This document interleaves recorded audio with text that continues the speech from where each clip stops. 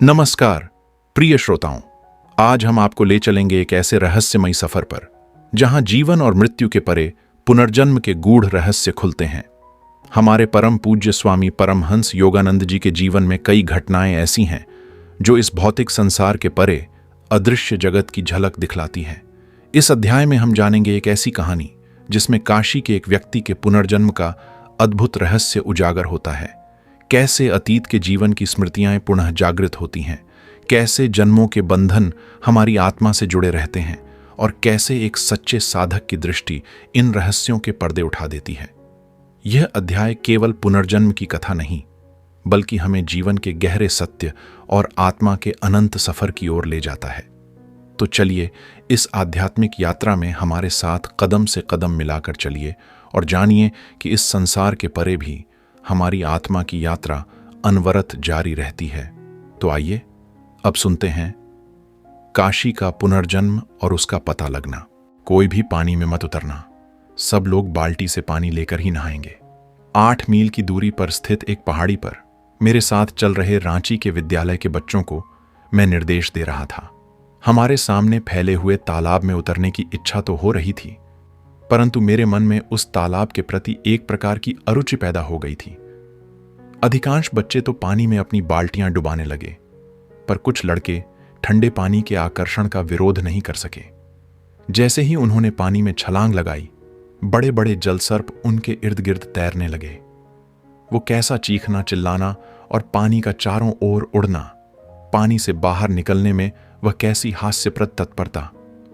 पहाड़ी पर पहुंच जाने के बाद हम लोगों ने वनभोज का आनंद लिया। मैं एक वृक्ष के नीचे बैठ गया और बच्चे मुझे घेर कर बैठ गए। मुझे अंतः प्रेरणा के भाव में देखकर बच्चों ने मुझ पर प्रश्नों की झड़ी लगा दी। एक ने कहा, गुरुजी, मुझे कृपा करके बताइए कि क्या मैं सन्यास के मार्ग में सदा आपके साथ रहूंगा? नहीं, मैंने कहा, तुम्हें बलपूर्वक तुम्हारे घर ले जाया जाएगा और बाद में तुम्हारी शादी कर दी जाएगी। उसे इस बात पर विश्वास ही नहीं हो रहा था। बड़ी उग्रता के साथ उसने कहा, केवल मेरी लाश को ही घर ले जाया जा सकेगा। परंतु कुछ ही महीनों में उसके माता पिता उसे ले जाने के लिए आए और उसके अश्रुपूर्ण विरोध के बावजूद उसे ले गए। कुछ वर्ष बाद उसकी शादी भी हो गई। अनेक प्रश्नों के उत्तर दे चुकने के बाद मुझसे काशी नाम के एक बच्चे ने प्रश्न पूछा। वह लगभग 12 वर्ष का अत्यंत कुशाग्र बुद्धि विद्यार्थी था और सबका प्रिय था। गुरु जी, उसने पूछा, मेरे भाग्य में क्या लिखा है? तुम्हारी शीघ्र ही मृत्यु हो जाएगी। मानो किसी अदमनीय प्रबल शक्ति ने मेरे मुंह से ये शब्द निकाल दिए। इस रहस्य के खुल जाने से मुझे और अन्य सभी को धक्का लगा और दुख हुआ। अपने को ऐसा एक बच्चा मानकर कि जिसके मुंह से निकले हुए शब्द दूसरों को आपत्ति में डाल देते हैं, मैं मन ही मन अपनी भर्त्सना करने लगा तथा किसी और प्रश्न का उत्तर देने से मैंने इनकार कर दिया। विद्यालय में लौट आने के बाद काशी मेरे कमरे में आया।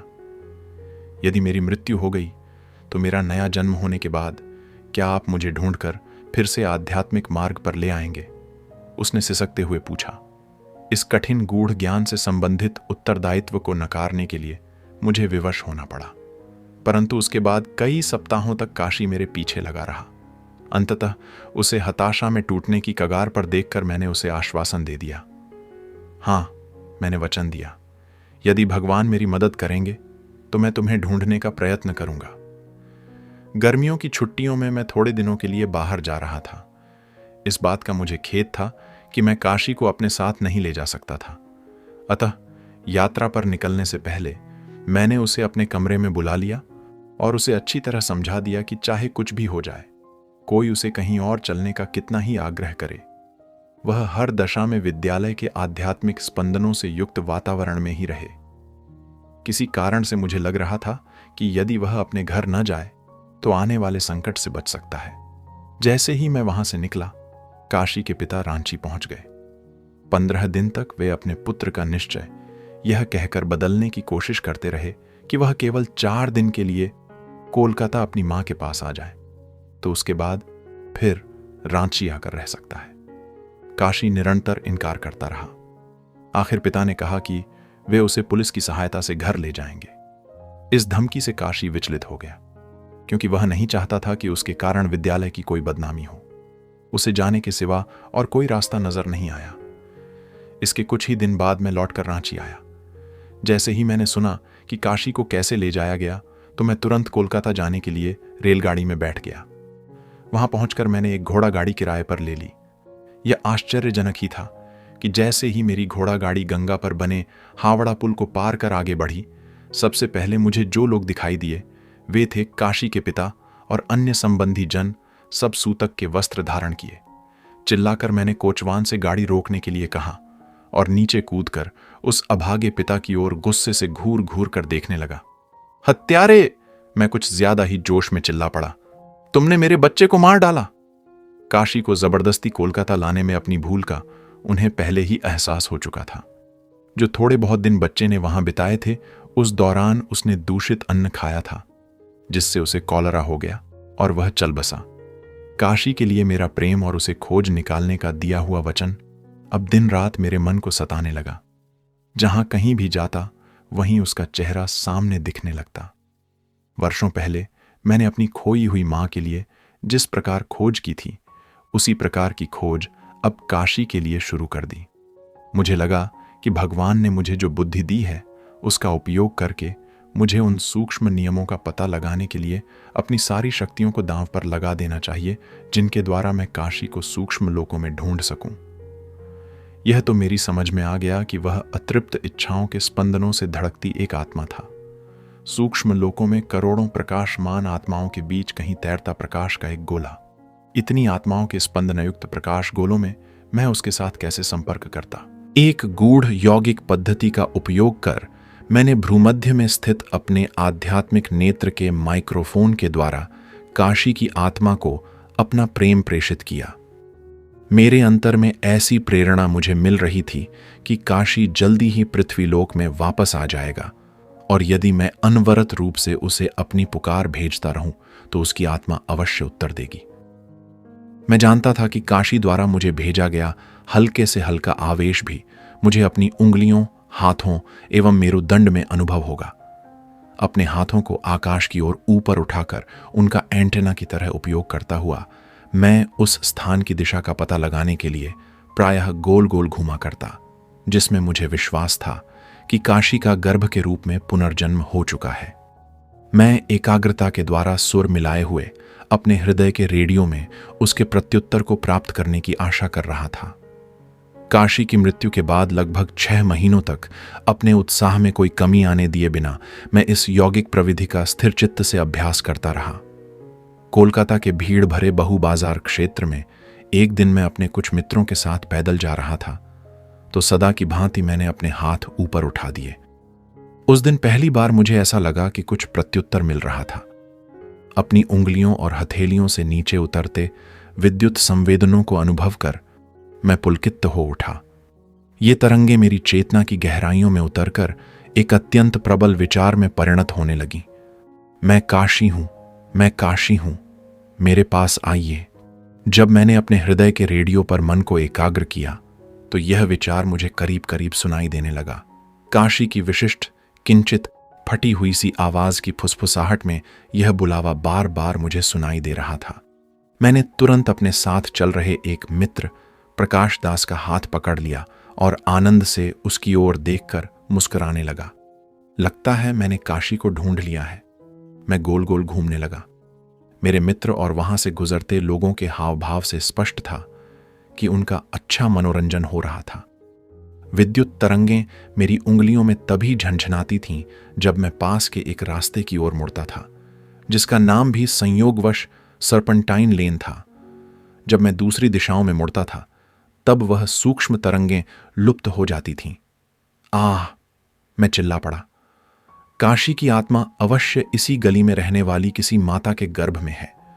मेरे मित्र और मैं सर्पेंटाइन लेन की ओर बढ़ने लगे। अब मेरे ऊपर उठे हाथों में विद्युत तरंगें और प्रबल तथा स्पष्ट रूप से अनुभव होने लगी, मानो किसी चुंबक के द्वारा मैं रास्ते के दाहिनी ओर खींच लिया गया। एक घर के दरवाजे के सामने पहुंचते ही मेरे आश्चर्य का ठिकाना नहीं रहा जब मैंने देखा कि मेरा सारा शरीर जड़वत हो गया। हर्षोन्माद में अपनी सांस को भी रोके रखकर मैंने दरवाजा खटखटाया। मुझे लग रहा था कि मेरी लंबी असाधारण खोज सफल हो गई थी। दरवाजा एक नौकरानी ने खोला।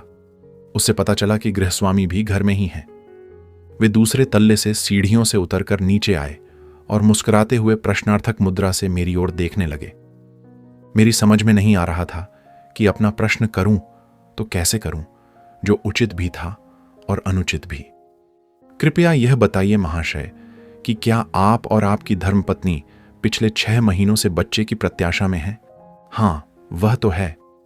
ये देखते हुए कि मैं परंपरागत गेरुआओं वस्त्र परिधान किया एक स्वामी हूं, उन्होंने विनम्रतापूर्वक कहा, दया करके इतना बता दीजिए कि आपको मेरी इन बातों का ज्ञान कैसे। जब उन्होंने काशी और उसे दिए गए मेरे वचन के बारे में सुना तो उस आश्चर्यचकित सज्जन को मेरी बात पर विश्वास हो गया। आपको गौर वर्ण के एक पुत्र की प्राप्ति होगी, मैंने उनसे कहा। उसकी मुखाकृति चौड़ी होगी और उसके माथे के ऊपर सामने की ओर झुका हुआ घुंघराले बालों का एक गुच्छा होगा। उसकी वृत्ति आध्यात्मिक रहेगी। मुझे यह पूरा विश्वास था कि जन्म लेने वाले इस शिशु में काशी के ये सभी लक्षण होंगे। बाद में जाकर मैंने उस बच्चे को देखा भी। उसके माता पिता ने उसे उसके पूर्व जन्म का ही काशी नाम दिया था। शैशवावस्था में भी वह देखने में बिल्कुल रांची के मेरे प्रिय छात्र काशी के जैसा ही था। बालक ने तत्काल मुझसे लगाव जताया। गत जन्म का प्रेम दुगुनी तीव्रता के साथ जाग उठा। कुछ वर्षों बाद किशोरावस्था में पहुंचे उस बालक ने मुझे पत्र लिखा जब मैं अमेरिका में रह रहा था। उसने संन्यास मार्ग का अवलंब करने की अपनी तीव्र आकांक्षा उसमें व्यक्त की थी। मैंने उसे हिमालय के एक सद्गुरु के पास जाने का सुझाव दिया। उस गुरु ने पुनर्जन्म हुए काशी को शिष्य रूप में स्वीकार कर लिया और इस तरह हमने आज पुनर्जन्म के रहस्य से पर्दा उठते देखा। स्वामी परमहंस योगानंद जी के जीवन के इस अद्भुत प्रसंग ने हमें यह सिखाया कि आत्मा की यात्रा कभी समाप्त नहीं होती। जन्म और मृत्यु केवल शरीर के परिवर्तन है, आत्मा तो शाश्वत है, अनंत है। यह कहानी हमें याद दिलाती है कि हमारे कर्म, हमारी स्मृतियां और हमारी आत्मा का सफर सब कुछ इस जीवन से परे भी जारी रहता है। स्वामी योगानंद जी के अनुभवों से हम यह समझ पाते हैं कि अध्यात्म केवल पुस्तकों में नहीं बल्कि जीवन के हर क्षण में अनुभव किया जा सकता है।